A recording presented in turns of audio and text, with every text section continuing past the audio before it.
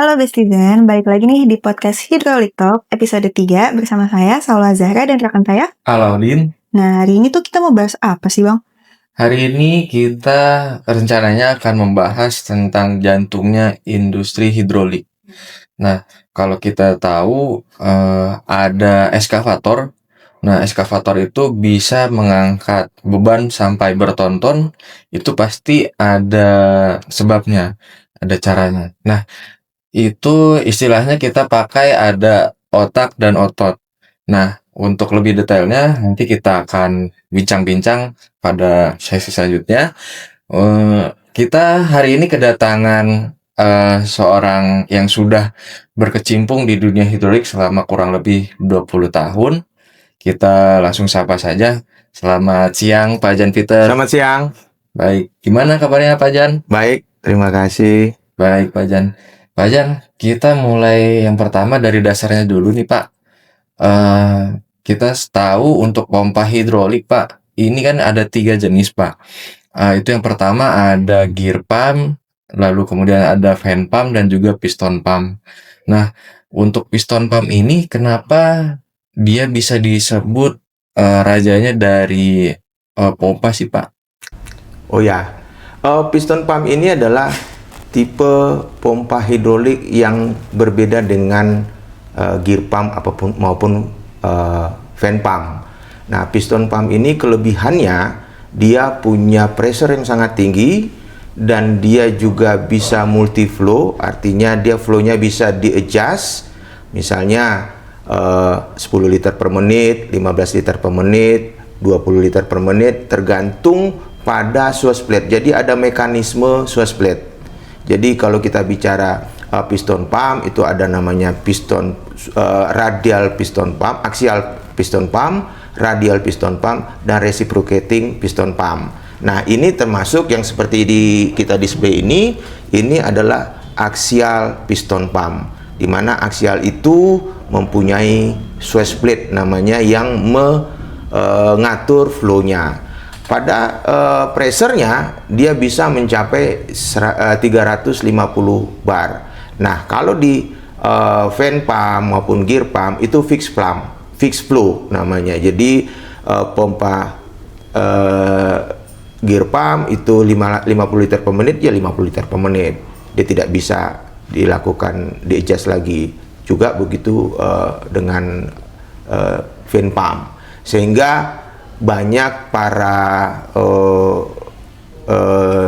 aplikator daripada hidrolik mengatakan bahwa piston pump adalah rajanya, begitu. Oke, sedikit diperjelas nih Pak, kenapa harus piston pump? Kan dia ada gear pump atau fan pump nih Pak yang lebih murah. Kalau mengenai pricing itu sebetulnya tergantung kepada aplikasinya. Jadi aplikasi daripada gear pump dengan fan pump itu berbeda dengan piston pump. Nah, kalau aplikasi piston pump itu cenderung kepada aplikasi ataupun sistem yang sangat-sangat kritikal dan lebih dia mencerminkan kepada point of critical daripada proses, sehingga aplikasinya sangat berbeda sekali, begitu. Nah, tadi kan kita udah bahas pompanya nih, selanjutnya kita mau bahas otaknya atau sistem kontrolnya nih, yaitu valve-nya. Di sini kita mau bahas tentang servo valve dari MOOC ini. Menurut Bapak, kenapa sih kita harus pakai servo valve dari MOOC ini? Dari dunia hidrolik itu kalau kita katakan tadi ototnya adalah pompa, otaknya adalah valve control. Valve sendiri terdiri dari proportional valve, ada directional valve, ada servo valve. Nah, servo valve ini kita katakan otaknya karena dia sangat presisi sekali.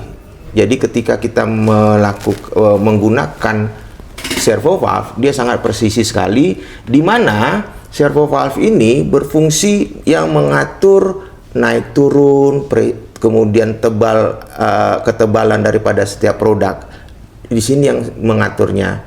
Jadi ini akan dikoneksikan, dihubungkan kepada sistem. Jadi dia yang mengatur dan sistem yang memberikan perintah, kemudian dia mengatur berapa besar yang akan diberikan kepada sistem tersebut, sehingga produk tersebut menjadi produk yang diharapkan oleh produsen begitu. Untuk keakuratannya sendiri dari servo valve itu sebenarnya seakurat apa sih, Pak? Kalau di keakurat itu sangat akurat. Kalau kita katakan, kita ukur dengan ininya adalah mili per detik. Jadi respon daripada servo valve ini itu responnya mili per detik. Jadi kecepatannya mili per detik, sehingga dia sama sekali mempunyai kembali ke normal itu per mili per detik, bukan wah dia tidak presisi, berkurang nih langsung dia merubah mili per detik. Jadi akurasi, sangat akurasi di sini. Berarti responnya juga cepat banget ya, Pak? Respon cepat, kemudian akurasi tinggi di situ, sehingga membentuk produk yang sangat diharapkan untuk satu produk ya, menghasilkan satu produk gitu. Oh, makanya saya pernah baca Pak, itu si servo valve ini bisa dipakai nih Pak di simulator penerbangan atau di industri turbin, itu betul ya Pak berarti ya? Oh tentunya, apalagi di dunia penerbangan, di dunia industri penerbangan. Kalau di dunia industri penerbangan sama saja dikatakan zero mistake. Jadi semua yang berada pada sistem hidrolik di dunia penerbangan itu presisi, sehingga tidak menimbulkan satu kecelakaan atau eksiden atau suatu kegagalan sistem. Nah di dunia power plant, misalnya di dunia pembangkit, ya itu harus sesuai dengan, biasanya dipakai di steam turbin, dia membuka governornya dan itu harus sesuai dengan yang diharapkan oleh turbin. Kemudian di dunia industri plastik molding, jadi plastik molding itu seperti yang kita lihat bahwa membentuk bentuk-bentuk kemasan-kemasan itu memang harus betul-betul smooth atau betul-betul terpresisi. Kalau kita katakan di dunia smelter atau besi, itu harus mempunyai ketebalan yang sama. Jadi betul-betul presisi, dan pada dasarnya hydraulic system yang memakai servo valve itu diletakkan pada namanya critical point, hasil akhir. Jadi servo valve ini selalu kita temukan pada hasil akhir untuk produk, baik itu hasil akhir daripada di dunia penerbangan, hasil akhir daripada sistem, di dunia pembangkit, hasil akhir daripada turbin, kemudian untuk pengadop turbin, kemudian di dunia plastik molding atau smelter produk, begitu. Berarti kalau misalkan kita gabungkan nih piston pump ini dengan servo valve ini tuh menjadi kesatuan yang sempurna gitu ya Pak? Betul. Jadi bisa nggak, pertanyaannya begini, bisa nggak selain piston pump ini bisa servo valve, misalnya kita gunakan gear pump atau fan pump, bisa nggak menggunakan? Bisa saja. Hanya saja dia tidak mempunyai spesifikasi seperti piston pump. Piston pump itu spesifikasinya kan adalah flow-nya bisa multi, kemudian konsisten dan high pressure dan akurasinya. Nah itulah yang pompa yang diminta oleh servo valve ataupun servo. Jadi memang betul-betul satu kesatuan yang benar-benar pasangan yang ideal. Jadi ketika kita memakai servo valve, pasti dipastikan bahwa dia memakai piston pump. Jadi yang kita sebut tadi, piston pump itu adalah aksial, radial. Itu yang paling banyak di dunia industri. Kalau reciprocating itu berbeda aplikasi di oil and gas gitu. Baik Pak, berarti dari sistem yang sempurna itu kita butuh maintenance yang bagus juga berarti ya Pak. Dan juga pastinya si filternya juga itu nggak boleh yang namanya rusak atau yang jelek berarti ya Pak menggunakannya.